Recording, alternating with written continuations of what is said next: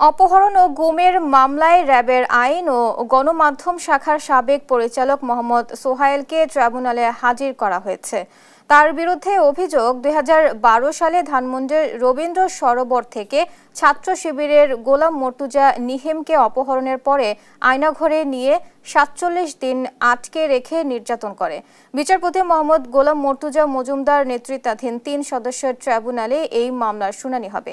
এদিকে জুলাই-আগস্টের গণহত্যার মামলায় ডিএমপির সাবেক অতিরিক্ত পুলিশ সুপার ইশতিয়াককে ট্রাইব্যুনালে আনা হয়েছে।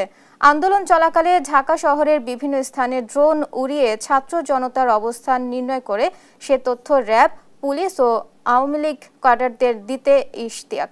এদিকে গাবতলী গণহত্যা মামলায় অতিরিক্ত পুলিশ সুপার এস এম মইনুলকে ট্রাইব্যুনালে হাজির করা হয়েছে।